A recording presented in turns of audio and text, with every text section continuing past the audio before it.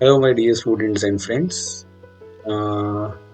Last class में जो हम लोगों ने किया था, ये टाइप्स ऑफ रिएक्शंस क्या क्या हैं। पहली थी हमारी कॉम्बिनेशन रिएक्शन, दूसरी थी हमारी डीकम्पोजिशन रिएक्शन। ओके, और ये दोनों बिल्कुल ऑपोजिट हैं एक दूसरे से। एक रिकैप है बेसिकली। तो डीकम्पोजिशन जो कॉम्बिनेशन रिएक्शन है उसमें क्या होता है, जो सिंगल दो क्या नाम है रिएक्टेंट होते हैं वो कंबाइन होकर सिंगल प्रोडक्ट फॉर्म करता है।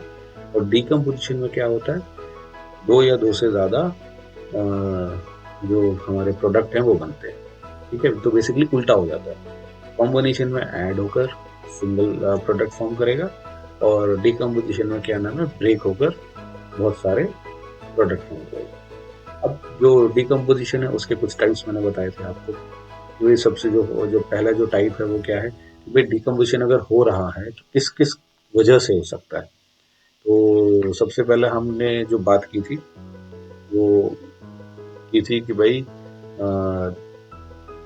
लाइट की वजह से, मतलब एक टाइप था लाइट की वजह से, हमारे सीक्वेंस तो मुझे भी याद नहीं है कि अगर लाइट की वजह से डिकम्पोजिशन होता है तो वो उसको बोला जाता है फोटोलिसिस या फोटोलिटिक डिकम्पोजिशन रिएक्शन। करंट की वजह से हो तो इलेक्ट्रोलाइटिक डिकम्पोजिशन रिएक्शन, और अगर वो हीट की वजह से होता है तो उसको बोलते हैं थर्मल डिकम्पोजिशन रिएक्शन। ठीक है, तो ये हमने अपनी लास्ट क्लास में पढ़ा था। आज हम उसके आगे बढ़ रहे हैं।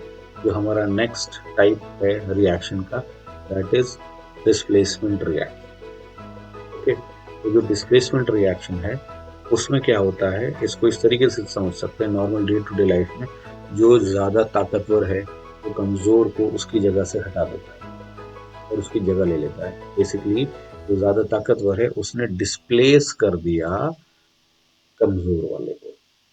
अब इसी सेम स्टेटमेंट को अगर हम केमिस्ट्री की लैंग्वेज में बोलेंगे तो हम ये बोलेंगे कि भाई जो हाईली रिएक्टिव है, तो दोनों के कंपैरिजन में जो ज्यादा रिएक्टिव है वो जो है डिस्प्लेस कर देगा लेस रिएक्टिव वाले को। ये बात समझ में आ रही है? जो जो हाई रिएक्टिव है। ओके, अब ये डिसाइड कैसे होगा कि भाई कौन सा ज्यादा रिएक्टिव है कौन सा कम रिएक्टिव है। उसके लिए एक सीरीज होती है जिसको हम बोलते हैं एक्टिविटी सीरीज या रिएक्टिविटी सीरीज। ठीक है, इसके एक्रोनिम्स हैं केदार, नाथ, का, माली, आलू, जरा, पीके, पकाता है।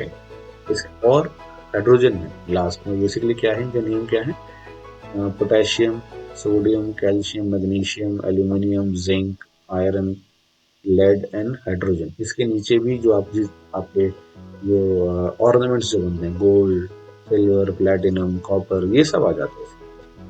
ठीक है, वो लीस्ट रिएक्टिव हो गए। ये क्लियर हुआ? ओके, तो अगर हम इस सीरीज के अकॉर्डिंग देखें तो जो टॉप मोस्ट पर है पोटेशियम एंड सोडियम, वो they are highly reactive in nature. That is, आपने क्लास 8 में समझा पढ़ा होगा ये क्वेश्चन। वे पोटेशियम सोडियम को हम केरोसिन ऑयल में डिप करके क्यों रखते हैं?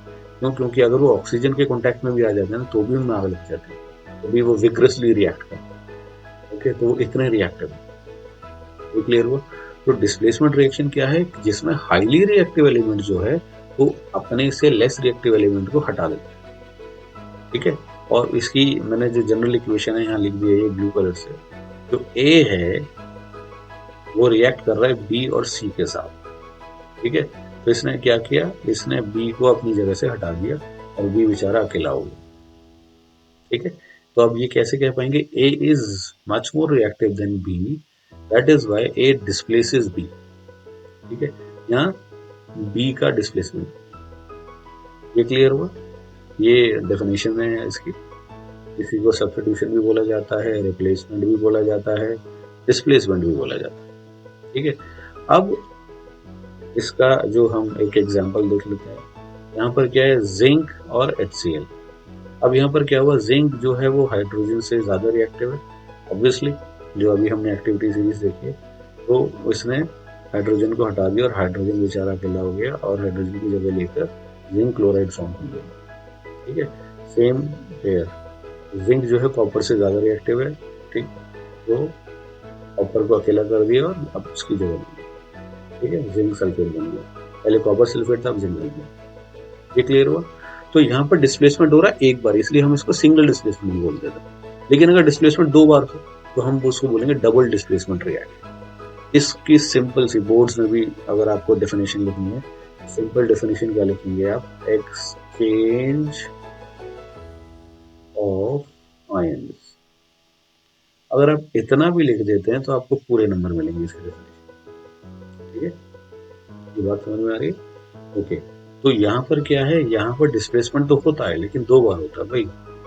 सिंपल सी बात है, बी जो है वो हट गया और सी की जगह आ गया, और सी जो है वो बी की जगह पर आ गया। ठीक है, तो यहाँ पर एक्सचेंज हो गया आयंस का, इस चीज को याद रखना। ठीक है, अब जो इंपॉर्टेंट स्टेटमेंट है वो क्या है कि डबल डिस्प्लेसमेंट रिएक्शन जो है उसमें प्रेसिपिटेट भी फॉर्म हो सकता है। अगर प्रेसिपिटेट फॉर्म होता है तो उसको हम प्रेसिपिटेशन रिएक्शन बोलते हैं। ठीक है, न्यूट्रलाइजेशन रिएक्शन जो है वो भी इसी का एक एग्जाम्पल है। ठीक है, समझ में आ गया? न्यूट्रलाइजेशन मतलब एसिड और बेस को रिएक्ट करा दो तो सॉल्ट एंड वाटर बन जाता है। ये गर्म पानी में ठंडा पानी मिला दो तो नॉर्मल पानी हो जाता है। ये क्या है? ये न्यूट्रलाइजेशन रिएक्शन है। समझ में आ रहा? ओके। अब इसकी एग्जाम्पल देखते हैं। भाई यहाँ पर बेरियम क्लोराइड है, यहाँ सोडियम सल्फेट है। तो अब हुआ क्या कि बेरियम जो है वो तो चला गया सल्फेट के पास, और सोडियम जो है वो आ गया क्लोरीन के पास। तो बेरियम सल्फेट बन गया और सोडियम क्लोराइड बन गया सॉल्ट।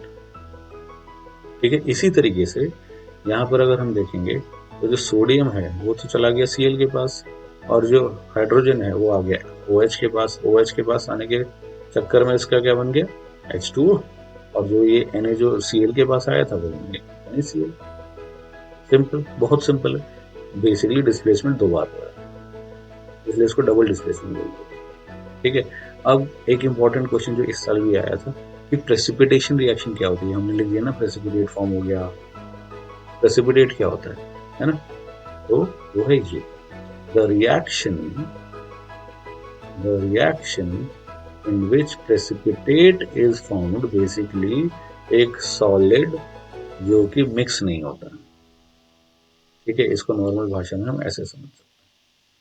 ठीक, तो ऐसा सब्सटेंस जो कि मिक्स नहीं हो रहा है सॉलिड में, हम उसको बोल देते हैं प्रेसिपिटेशन रिएक्शन। मतलब अगर ऐसा सब्सटेंस बन रहा है तो हम उसको बोलते हैं प्रेसिपिटेशन रिएक्शन।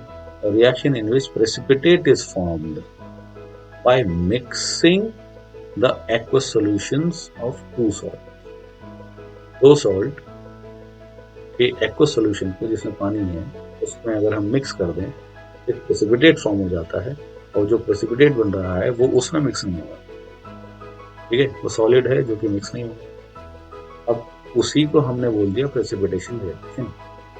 इसका एक एग्जांपल ये है जो कि मैंने सीबीएसई लैब में पढ़ा था। सिल्वर नाइट्रेट को हमने रिएक्ट कराया सोडियम क्लोराइड के साथ। ठीक है, दोनों ही सॉल्ट हैं, और क्या बन गया? AgCl और सोडियम नाइट्रेट। तो यहाँ पर जो प्रेसिपिटेट है वो ये है, AgCl। ठीक है, ये मिक्स नहीं होगा। तो ये कुछ टाइप्स हैं। जैसे इसमें और दो और आपकी जो एनसीईआरटी है उसमें दे रखी है, वही एक्सोथर्मिक रिएक्शन क्या होती है, एंडोथर्मिक रिएक्शन क्या होती है। तो एक्सोथर्मिक का मतलब क्या है? Exit of हर्म। हर्म का मतलब हीट, मतलब ऐसी रिएक्शंस जिनसे हीट इवॉल्व हो रही है, ठीक है, उनको बोला जाता है एक्सोथर्मिक रिएक्शन। और जिसमें हीट एब्जॉर्ब हो रही है, एंट्री कर रही है, ठीक है, उनको बोला जाता है एंडोथर्मिक रिएक्शन।